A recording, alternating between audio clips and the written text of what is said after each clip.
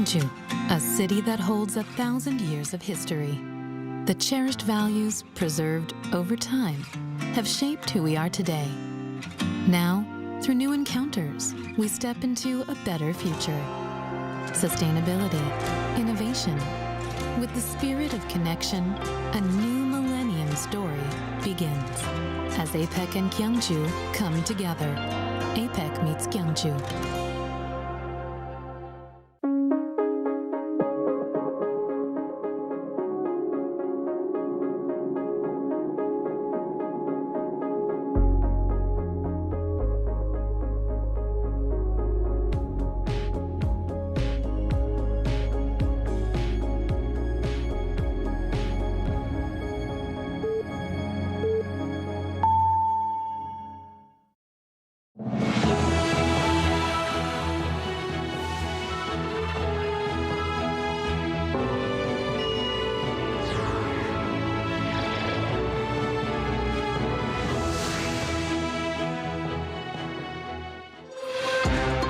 President Lee Jae-myung chaired his first cabinet meeting at the Blue House on Tuesday. While he was there, the top office announced that a summit between the leaders of South Korea and China would be held in Beijing next week. The National Assembly has launched a rare multi-committee probe into Coupang as questions mount over how the e-commerce giant handled a sweeping personal data leak and whether its leadership is evading accountability. Sales of merchandise at the National Museum of Korea came to a record high in 2025, all thanks to a rise in the popularity of Korean culture, from food and music to animation. A day after South Korea's presidential office returned to the Blue House, President Lee Jae-myung on Tuesday chaired his first cabinet meeting there. The meeting garnered great attention not only for its venue, but also for approving two controversial acts. Our Blue House correspondent Song Yoo-jin reports. Presiding over his first cabinet meeting at the Blue House, President Lee Jae-myung described the return from the Yongsan presidential office as a milestone. 청와대 복귀는 헌정 질서 유린으로 얼룩진 용산 시대를 마무리하고 국민 주권과 민주주의가 제자리를 찾았다라는 점을 상징하는 이정표입니다. His remarks referred to former President Yoon Suk-yeol's declaration of martial law at the Yongsan office last December. Tuesday's cabinet meeting also drew attention after approving two acts passed by the National Assembly last week under the leadership of the ruling Democratic Party. The first establishes dedicated tribunals at the Seoul Central District Court and the Seoul High Court to handle cases related to insurrection, rebellion, and treason. The law takes effect immediately, but ongoing trials will remain with their current judges. This means former President Yoon's insurrection case will continue to be heard by the existing trial panel at the Seoul Central District Court. The cabinet also approved the revised Information and Communications Network Act to curb the spread of fake news. 그냥 누구의 명예를 훼손하는 그런 문제가 아니고 그 순위 조작하고 이런 거는 업무 방해일 뿐만 아니라 정보 조작이라서 민주주의 체제를 위협하는 행위입니다. Under the revised law, which will take effect 6 months after promulgation, individuals or media outlets that knowingly distribute such information for profit may be required to pay damages of up to 5 times the actual harm caused. The main opposition People Power Party opposed both bills, launching filibusters, arguing that the special tribunals undermine judicial impartiality, while warning that the revised Network Act could restrict freedom of expression. This was the last meeting of 2025, a year President Lee described as laying the groundwork for recovery and normalization after months of political turmoil. With the president pledging that 2026 will be a year of growth, attention now turns to how the administration will translate this vision into action. Song Yoo-jin, Arirang News. President Lee Jae-myung will travel to China for a 4-day state visit next month. His spokesperson Kang Yoo-jung announced on Tuesday that the president will depart for Beijing on January 4th at the invitation of Chinese President Xi Jinping. The leaders will hold a summit followed by a state dinner. The Seoul-Beijing relationship, supply chains, and the digital economy are likely to top the agenda. President Lee also plans to visit Shanghai for a business event, among others. It will be his first trip to China since taking office. The two leaders last met in November in South Korea's Gyeongju on the sidelines of the APEC leaders meeting. The public will be able to read North Korea's state-run newspaper, the Nodong Shinmun, at designated facilities starting Tuesday, according to the Unification Ministry. The ministry stated that it has newly classified the newspaper as a general material, replacing its special classification. It's also working to lift the blocking of about 60 North Korean websites, including the Nodong Shinmun and the Korean Central News Agency. For this, the ministry will work with lawmakers to revise the law that currently blocks public access to them. North Korea has been stepping up its military activities in recent days. This comes after its state media said on Tuesday morning that leader Kim Jong-un visited a munition factory following his overseeing of a long-range cruise missile launch over the weekend. Our Park Kwon-woo has more. North Korean state media reported Tuesday that leader Kim Jong-un visited a munitions factory that produces multiple rocket launchers capable of carrying nuclear warheads and called for a revolution in modernizing artillery weapon systems. According to the Korean Central News Agency, Kim inspected a major military-industrial enterprise on Sunday, reviewing the production status of multiple rocket launcher vehicles. During the inspection, Kim was accompanied by senior officials, including senior party and military leaders. Kim reportedly said the factory plays a crucial role in implementing the ruling party's strategy to modernize and expand long-range artillery forces while describing the weapon system as a core strike capability that would significantly strengthen the country's artillery power. He also said it features high precision and a powerful destructive capability and could be used in concentrated strikes during military operations while praising the North's strength and technology. The visit comes amid a series of recent military-related activities by Kim. Also on Sunday, Kim reportedly observed the long-range strategic cruise missile launch, and the week before, he visited a nuclear-powered submarine construction site. He expressed the need to secure a strong production capacity to meet future munitions goals, which will be presented at the upcoming ruling party's 9th Congress early in 2026. Park Kwon-woo, Arirang News. With the trading ending on this year's stock market, South Korea's benchmark KOSPI closed as the world's top performer in 2025. Looking ahead to 2026, our Park Jun-an analyzes this with a year-end recap and a check on policy changes coming next year. South Korea's benchmark KOSPI made a strong comeback in 2025, inarguably closing at a record high as the world's top-performing index. In 2025 alone, the KOSPI saw a remarkable 75.63% increase, from below 2,400 to 4,214. The market's gain was significant as it far outpaced the 17.4% rise of the S&P 500, which combines the United States' 500 most valuable companies into one index. The KOSPI's rally was predominantly led by semiconductor giants and sectors benefiting from a surge in exports. Mega-cap stocks that outperformed the market included Tusan Enerbility, SK Hynix, Hanwha Aerospace, and Samsung Electronics. The rally was further amplified by massive cash inflows from foreign and institutional investors betting on Korean stocks. Overseas investors poured in record amounts, drawn by the AI-driven rally. Government policies also played a key role in the index surge. These included the Corporate Value-Up Program, a revision to the Commercial Act aimed at enhancing shareholder returns and corporate governance. Starting in 2026, the securities transaction tax on the main KOSPI market will total 0.2%, following the introduction of a 0.05% levy in addition to the existing 0.15% special tax for rural development. Rates for the KOSDAQ, which tracks smaller tech-heavy firms, and KOTC, the Korea Financial Investment Association's over-the-counter market, will rise from the current 0.15% to 0.2%. Heading into 2026, the KOSPI's momentum will need to be sustained through continued government efforts to support the local market, alongside corporate earnings that meet investor expectations. The Korean stock market will be closed on Wednesday and Thursday for the New Year holiday. Trading will resume on Friday with a delayed opening at 10 a.m. due to the annual market opening ceremony. Park Jun-an, Arirang News.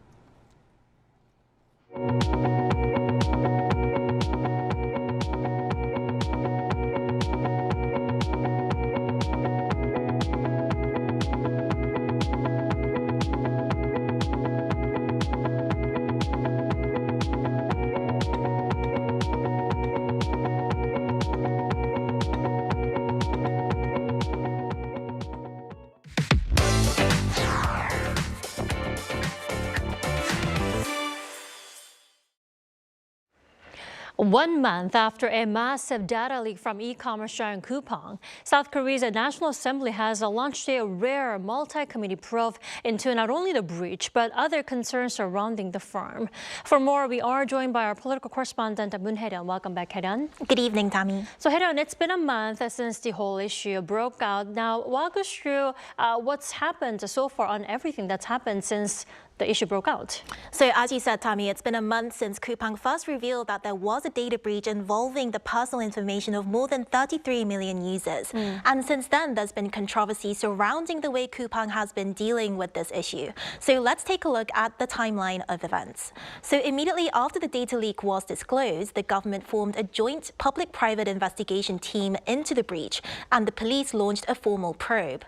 This was then followed up with a search and seizure operation at Coupang's headquarters and a change in administration personnel. This shift has drawn widespread criticism from users, politicians, and government officials alike, saying that the firm's leadership is evading responsibility. And during the initial hearing at the National Assembly 2 weeks ago, it was very clear that the new interim CEO was not in a position to be answering questions, with politicians expressing frustration over the language barrier and scripted answers. The huge scale of the data breach has drawn widespread attention, and it was amid widespread criticism that Chairman Kim Bum-seok issued his first public apology after nearly a month since the incident.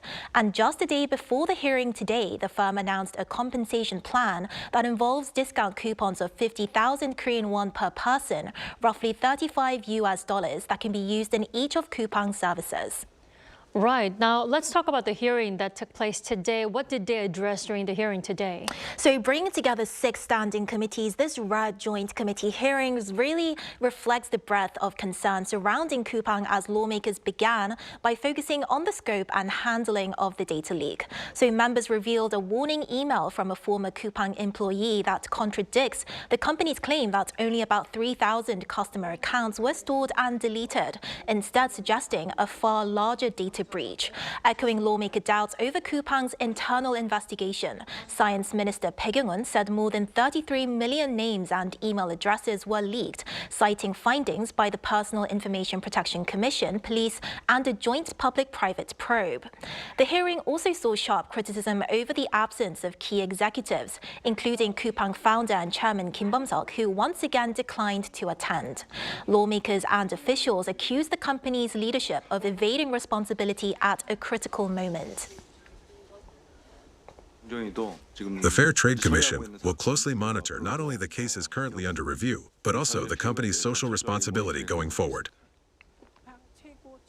Coupang's compensation package also came under fire, with politicians dismissing the package as insufficient and self-serving. They argue that it does little to address the anxiety and risk faced by victims. It feels less like compensation and more like a deceptive promotion, pushing victims to spend more and propping up unpopular services.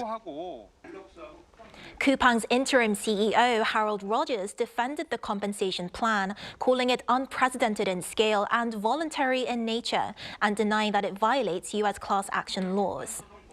Then, Hae-ryun, with another day to go for the hearing, what can we expect in the weeks to come with regards to Coupang and its personal data leak issue? So lawmakers from the main opposition, People Power Party, were actually absent during the hearing today because they've been arguing that the case should be handled through a parliamentary investigation as opposed to the hearings. But the ruling Democratic Party plans to push ahead with the hearings and pursue a parliamentary investigation separately, meaning that a parliamentary investigation could be underway soon. The government also announced that it will expand the joint public-private investigation team from about 10 members to 30 this week and will strengthen its all-ministry task force under the Ministry of Science and ICT. With pressure mounting from lawmakers, regulators and investigators on multiple fronts, Coupang now faces intensified scrutiny that could lead to tougher sanctions, expanded investigations and stronger oversight of major platform companies in the weeks ahead. Head on, we'll be following what happens next for Coupang and its users. So do keep us posted. Thank you. Thank you for having me.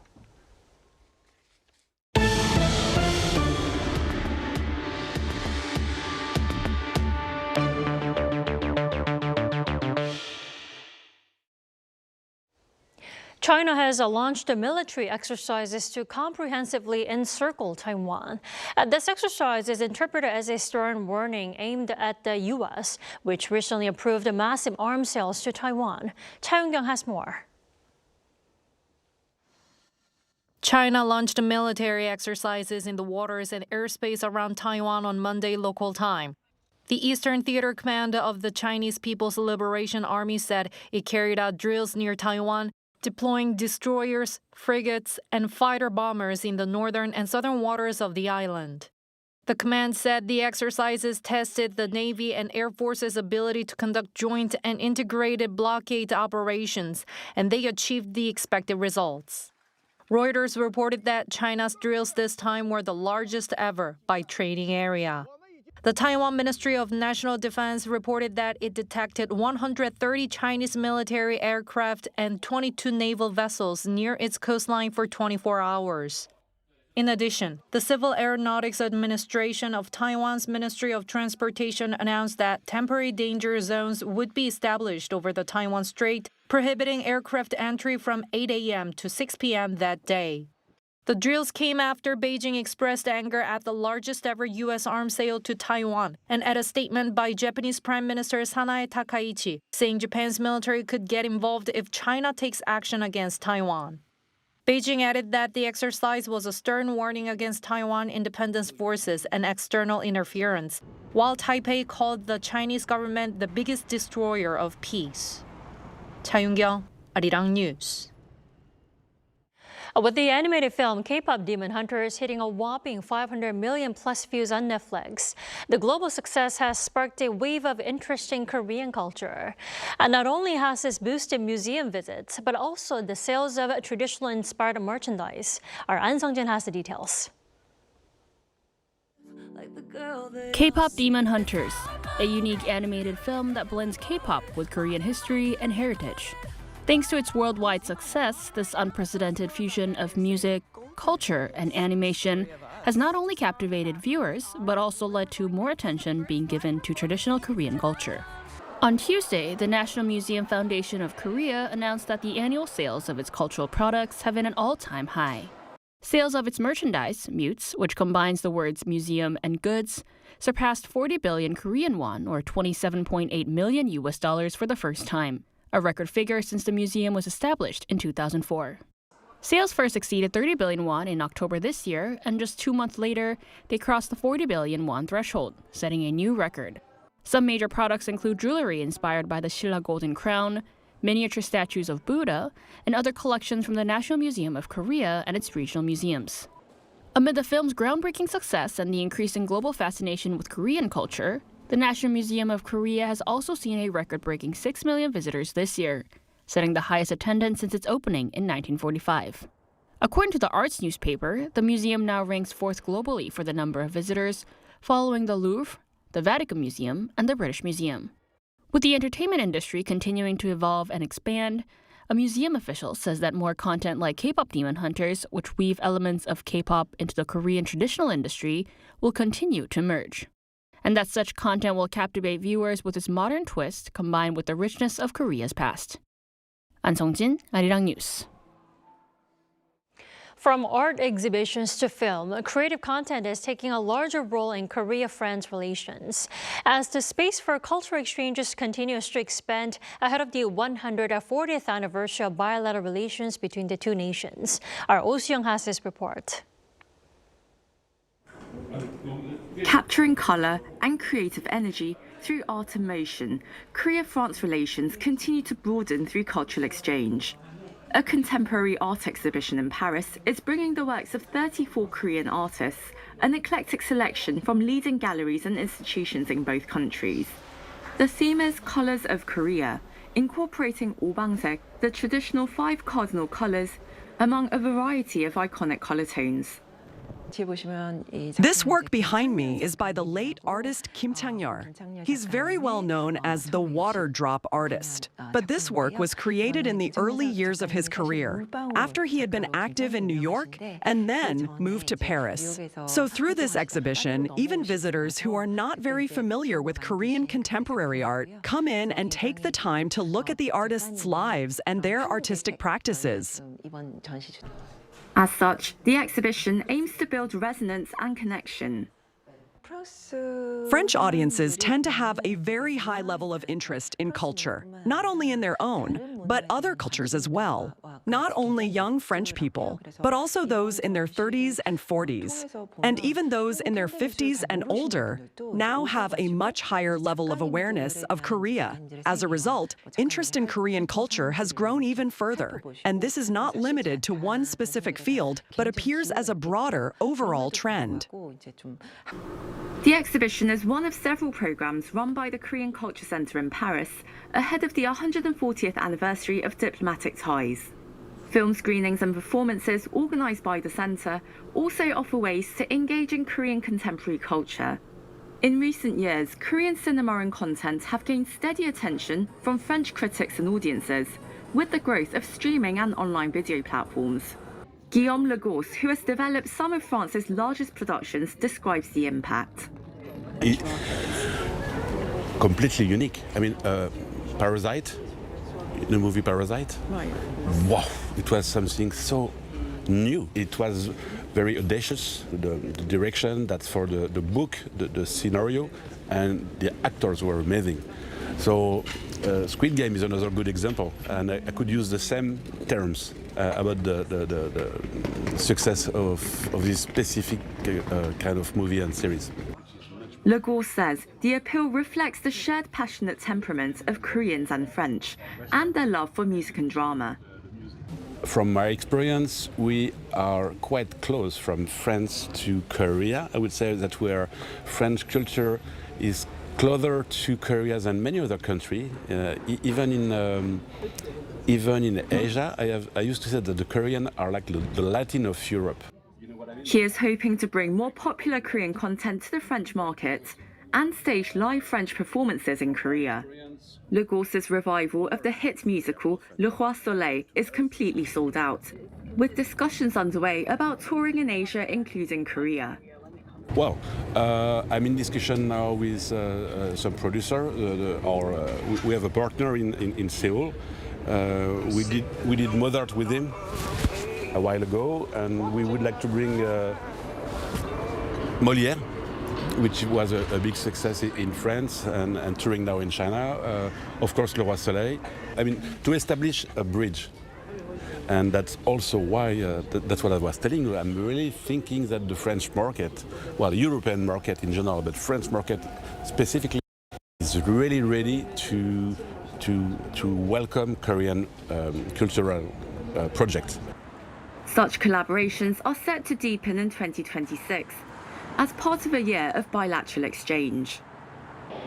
Officials say more than 100 events have been scheduled to celebrate the 140-year milestone, with live performances, exhibitions and film festivals being staged across both countries. Arirang, Arirang News, Paris.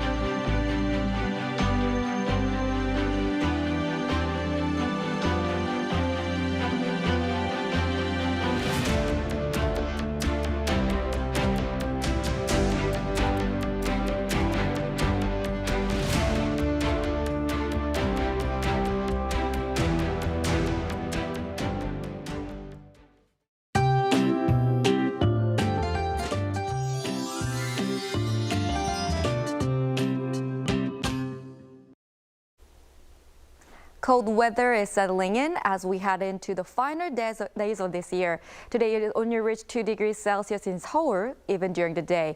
Starting at 9 p.m. tonight, cold wave advisories and warnings will go into effect for the northern parts of Gyeonggi-do and Gangwon-do province.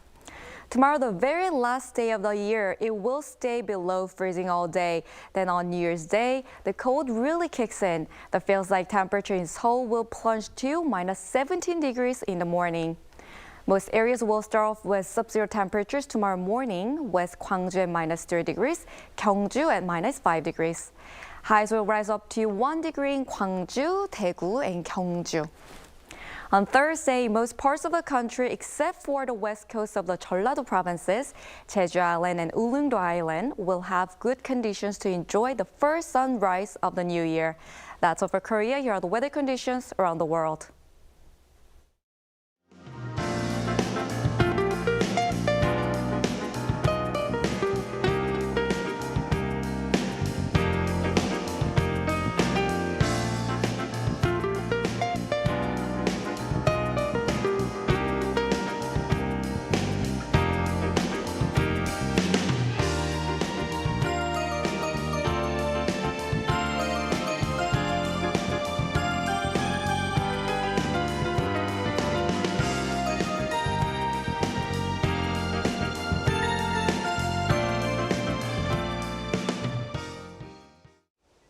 That's all we have for tonight. I'm Kim Dami. From all of us here at Arirang, thanks for watching and good night.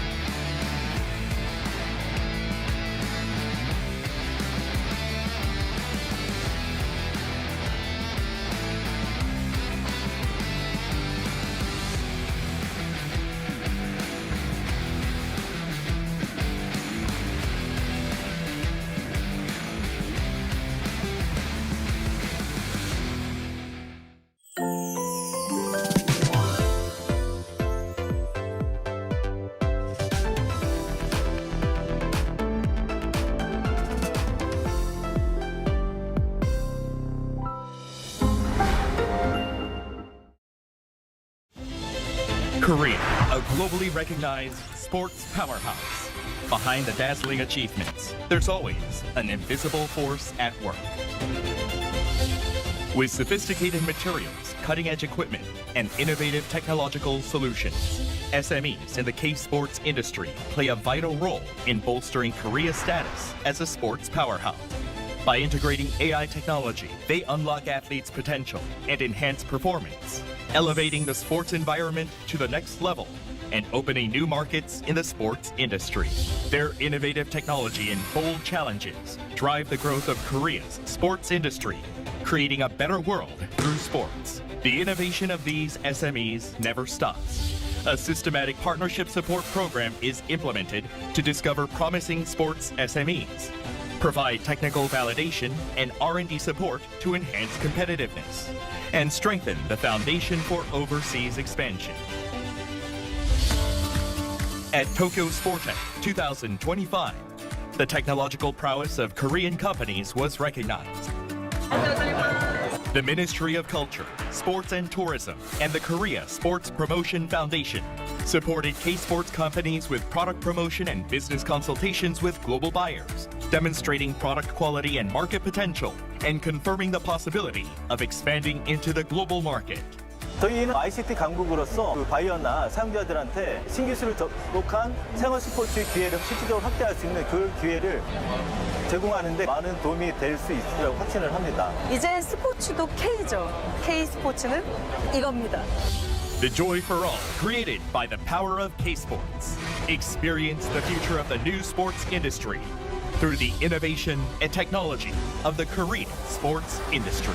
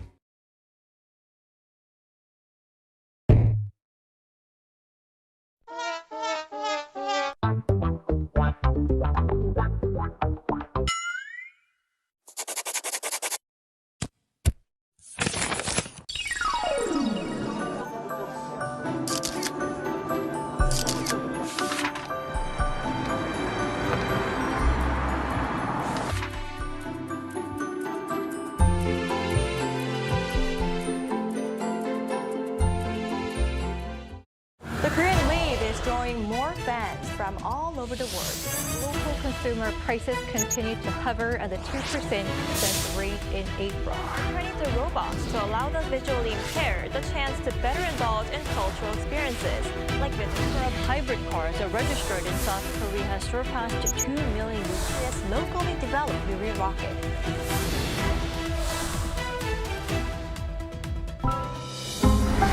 Arirang.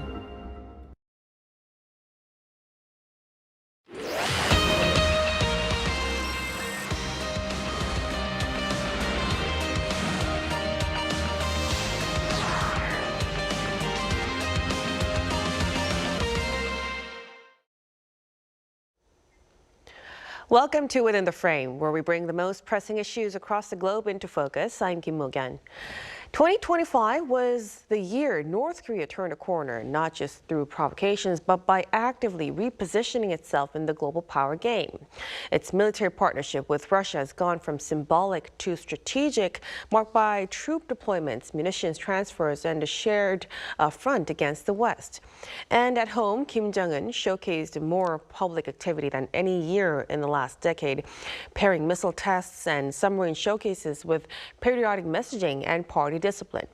Now, as North Korea readies its next party congress and deepens military production, questions are growing on how the Korean Peninsula's security map may be redrawn in the year ahead. For a deeper discussion on this, we are joined in the studio by Ko Myung-hyun, Senior Research Fellow at the Institute for National Security Strategy. A big welcome. It's good to be with you. And also joining us online is Brian Myers, Professor of International Studies at Dongsan University. Good to see you, Professor. Good to see you too. So let's start a discussion with Dr. Go. Russia has listed North Korea as one of its top diplomatic success in the year 2025, and also Kim Jong-un referred to Moscow as a true blood ally.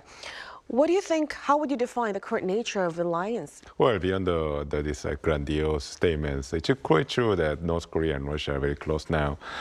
So right now, North Korea happens to be the only country that's helping Russia officially in its ongoing war against Ukraine. And we also know that North Korea maintains at least 14,000 to 15,000 troops in Russia at a given moment. So this is the only foreign troop in the Russian soil right now fighting alongside the Russian troops. And it actually showcases how important North Korea is to the Russian war effort right now. So this also, we see the compensation for that on the North Korean side. North Korea has been unveiling new weapon systems, very sophisticated weapon systems that only the major powers would have, such as long-range ballistic missiles, airborne warning radar systems. And now North Korea has just unveiled also what's believed to be a nuclear propelled submarine on Christmas. So clearly Russia is empowering North Korea, not just diplomatically, politically, and economically, but also militarily, which is the huge concern for South Korea, because one of the reasons why South Korea had refrained from assisting Ukraine with lethal aid was because Russia had implied that it wouldn't really help North Korea unless South Korea expanded its assistance to Ukraine. And in fact, South Korea held its end of the bargain, and it's increasingly likely that North Korea and Russia had not. So this is going to be a major challenge for future Russia-South Korea relations. Right, definitely. The deepening ties between the two are getting even more concerning by day. Now, as our Dr. Go has mentioned, practically speaking, North Korea sent thousands of personnel and millions of shells to Russia. But recently, we kind of hear that the deliveries have kind of slowed down. Professor Myers, do you think this cooperation could be sustainable in the long run? Well, Kim Jong-un has apparently directed increases in missile and artillery output for next year. And I think he wouldn't have made those instructions public unless the country were already on schedule to carry them out. Now, of course, quality is another matter. We've been hearing reports about North Korean shells malfunctioning on the battlefield. But I think those claims may have been exaggerated by the Ukrainian side for propaganda purposes to a certain extent. In any case, there's a broad range of areas in which the two countries are cooperating, and what North Korea may have difficulty delivering in one area, it could make up for in another. I think the big question is the soldiers. How many losses is the North Korean military sustaining?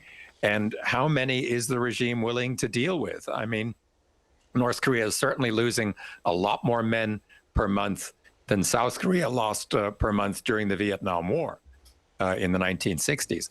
But in a country the size of North Korea, with a really massive military and universal male conscription, I think a few thousand deaths a month would probably be sustainable, especially because the regime can control how much bad news the public receives. So, of course, if this war goes on another 5 or 10 years, that might be a different story. But I see no big problems for North Korea, let's say, in the year ahead. Then, Professor Myers, let's also touch upon the weapons front. Kim Jong-un oversaw a long-range cruise missile test just days ago, calling it a proof of a, quote, reliable counter-strike power. What's behind the timing and the intended message of that launch? Well, first of all, let's keep in mind these missiles do not represent a huge technical leap forward, but they are potentially nuclear capable, and they can fly low enough to evade radar and far enough to reach Japan or South Korea. So this test launch is certainly worth paying attention to. As for the timing, though, we've seen so much high-profile military activity over the past few weeks. Kim visiting that submarine construction site. He visited a factory that was making rockets. You had the long-range surface-to-air missile test the other day. So it does seem that the regime wants to end the year by projecting a lot of strength and progress and commitment to this military alliance. You could also see this stuff as a response to perceived American provocations, like the recent docking of the U.S. Nuclear-powered submarine in Busan. But on the other hand, I think we can always find plausible external motivations for these tests, whereas I think that a lot of this stuff is too expensive to be carried out just for a short-term propaganda effect. So my sense, as always, is that Kim Jong-un is methodically carrying out an armament timetable. He's ticking off one box after another, just as we do in our countries when we test weapons. I mean, we don't usually test fire missiles in order to send a message or as propaganda spectacles. And I don't think we should always assume that that's what North Korea is up to. So it has its own kind of a time setting for internal logic, exactly. Right. Now, let's all go back to the latest missile submarine that we've mentioned. So the regime actually revealed a newly finished nuclear-powered submarine. Could we say that North Korea is actually close to deploying a ballistic missile submarine itself, Dr. Go? And how serious is that shift for regional deterrence? Well, clearly, even though North Korea keeps surprising us by unveiling new weapon systems that we hadn't expected for them to have, nonetheless, I think, cautiously speaking, I think there's still some clear little bit of distance from where North Korea is right now to the point of completing the development of a nuclear-propelled missile submarine. The analysis is based on two facets of the information that North Koreans have shared with the rest of the world when they shared the photo of the nuclear submarine that they're right now constructing somewhere in North Korea. So there are forms of function when it comes to a nuclear submarine. The shape of the submarine actually provides a lot of information on what kind of function North Korean can have in their nuclear submarine. So the function obviously is about the propulsion technology that North Korea might have acquired or actually received from Russia. So when it comes to shape, in fact, it's actually a derivation of some of the experimental nuclear submarine, ballistic missile submarines that North Korea had unveiled in the past. So what it means is, in fact, it doesn't seem to be the derivative of the latest submarine design that we see in China, Russia, or the United States. So it looks like the North Koreans didn't receive this technology or at least a design know-how in constructing our latest nuclear propelled submarine model. For instance, they have the North Korean nuclear submarine tends to have a very high sale. I think the reason is because they need to put ballistic missiles that they haven't been able to miniaturize, for instance. So clearly there's a significant gap between where they are right now to the point where they could really constitute a threat to South Korea, United States with their ballistic missile capability. The function-wise, when it comes to nuclear propulsion technology, I think we can only speculate how believable this is, but I think North Koreans are pretty confident that they have that technology, and given the short span of time between when they unveiled the ballistic missile submarine, which was using the conventional propulsion technology, to the latest new unveiling, it's likely that Russia might have shared that technology with North Korea. So the chances that North Korea might put to practice, or essentially deploy a nuclear propelled submarine. But when it comes to North Korea being able to carry a ballistic missile that's actually threatening to the South Korea and the United States, I think there's some probably some space for like a doubt for there right now. We still aren't quite sure about the details on that. But staying with the submarine issue, some say that Russia may have helped with the propulsion or even supplied nuclear fuel to the regime. Professor Myers, so be it confirmed or not, what does this say about Moscow's willingness to share strategic technology with Pyongyang? Well, I guess it comes down to what Dr. Go was talking about, really. What kind of technology have they been sharing? And, what exactly can a North Korean nuclear-powered submarine do? What Dr. Go just said confirms my hunch that the Russians are probably not handing over cutting-edge submarine models of the very latest technology. Let's remember, Russia has been making nuclear-powered subs since well before Kim Jong-un was born, since before I was born. So this could be pretty old tech. But even so, if these reports are true, they would certainly indicate Putin's growing readiness to share nuclear know-how with the Kim regime. And that in turn is significant because it would suggest that Russia is becoming less and less worried about violating international norms when it comes to nuclear matters.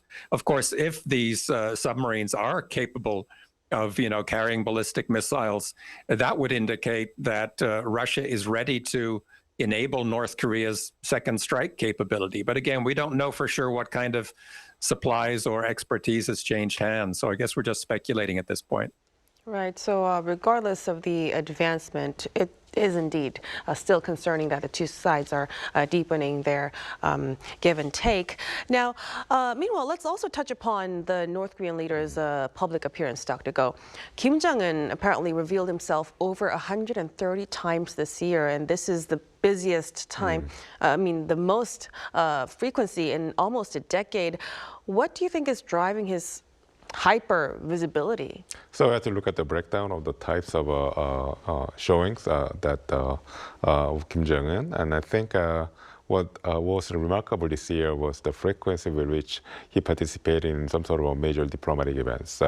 He visited China, he went to Tiananmen Square, he was standing shoulder to shoulder with Putin and Xi Jinping, so these are very high-profile events.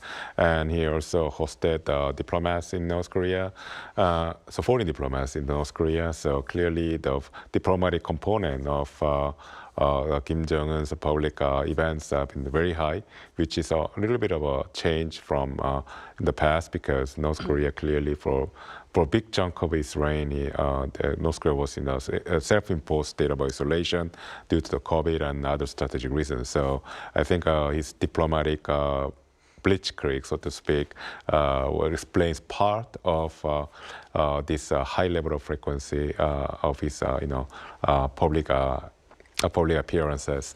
Having said that, I think what's also interesting is that he in fact reduced his participation in military events. So in the past, if you remember going back to the early 2020s, most of the times that Kim Jong-un was making appearances was for some sort of a missile test. So instead, North Korea had in fact reduced the frequency in which it had carried out provocation this year. So clearly, North Korea has shifted its main form of strategic communication from making, like unveiling new weapon system directed at South Korea, the United States, to make a more quote unquote normal like a strategic messaging by, for instance, attending high-profile diplomatic events, which is in fact a good thing because North Korea clearly is less dialing down its activities that's conducive to heightening the tension in the Korean Peninsula to something that's more rhetorical and then symbolic. So in that sense, I think it's a good thing. But I think also what's remarkable is that Kim Jong-un seems to be very interested and focused and showing that his interest in the domestic affairs. So for instance, he made frequent statements about the importance of developing the North Korean economy. I think this is very interesting. I think it's an indication that Kim Jong-un's last 5-year economic plan didn't quite work out to his expectation. So I think we made several remarks about this in this program about the importance of the latest 5-year economic plan for North Korea, because this is an economic plan that actually changed in a fundamental manner North Korea's economic policy from limited marketization to something about centralization. So I think I'll be interested to see what North Korea is going to make in terms of statements in the upcoming 9th Party Congress, which is going to take place January next year. So it's really interesting that the regime's priorities actually changed. Then speaking of which, South Korea is also shifting, Dr. Go. It's reclassifying the North state-run Rodong Sinmun Media Group as a general material. So if North Korean websites also become accessible from South Korea, how might Pyongyang take this? Well, I don't think North Korea is going to take any action or interpret this in a way that's actually that could undermine their security. The reason is because North Korea has its own very strict information quarantine policies. So even if South Korea opens up its websites to the North Koreans, which is already happening, North Koreans clearly cannot access that information, not because of South Korea censorship, but it's because of their own North Korean regime censorship.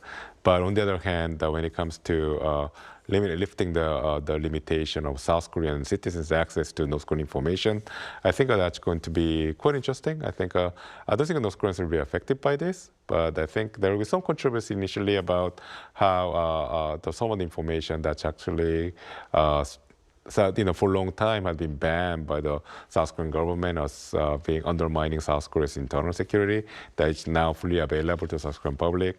Some people might be apprehensive about it, but I think it's in fact it's a long overdue when it comes to this kind of information change, because clearly when it comes to the regime political system and the information system competition between the two Koreas, South Korea has won that race very handily. So in that sense, I think South Korean citizens are clearly very well educated about the situation in North Korea. They should definitely exercise their freedom of choice and freedom of expression if they want to check out the North Korean information from the source, not curated by the government. I think South Korean citizens are fully in their rights to do so. But what about from North Korea's side, from Pyongyang's leadership? Would they be I don't think they're going to reciprocate this. It's about South Korea's own domestic policy about information access. And I think this means an ongoing discussion about it. And I don't think either side of the political spectrum, the conservatives or progressives, never expected North Koreans to reciprocate this action by the South Korean government of lifting this control on information access on the North Korean side, because North Korea, we know that they're very fearful about their own citizens accessing South Korean information. Thank you for that explanation, Dr. Go. Now, so as for now, the ties between North Korea and South Korea, it's kind of stalled. President Lee Jae-myung, he lately stressed the need to find even a needle's opening for re-engagement between the two Koreas. Professor Myers, so with diplomacy frozen, what real options do you think are left for Seoul to de-escalate tensions and reopen dialogue? Well, not very many, I'm afraid, because Kim Jong-un has spent much of the past 2 years driving home in various ways the message that he's tired of what he has called the vicious cycle of dialogue and confrontation with South Korea. He said he's given up on peaceful unification, and he and his sister have emphasized that South Korea just lacks the sovereignty and the will, regardless of who's in power, to push back against American meddling in the inter-Korean relationship. Now, the regime has changed its mind before. It could do so again.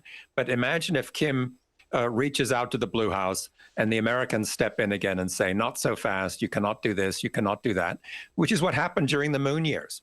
So in my view, Kim Jong-un is highly unlikely to initiate anything with the Lee government or to accept anything that the Lee government initiates until some sort of agreement has been reached with Washington first. Just another summit with Trump is not going to cut it, I'm afraid.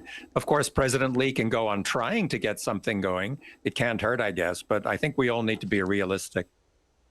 So the Lee administration should negotiate with Washington first and make a move. Well, yeah, I think the Americans are waiting for the North Koreans to accept their outreach. I don't think that South Korea is going to have much of a role to play, I'm afraid. So we'll really have to see how things would unfold in the coming year. Thank you so much for your insights, Professor Myers, tonight. Thank you. And of course, Dr. Go, we appreciate it. Yeah, it's my pleasure. And that'll be all from us on Within the Frame. Be sure to tune in again next time as we continue to explore the stories that matter. Till then, stay informed and engaged.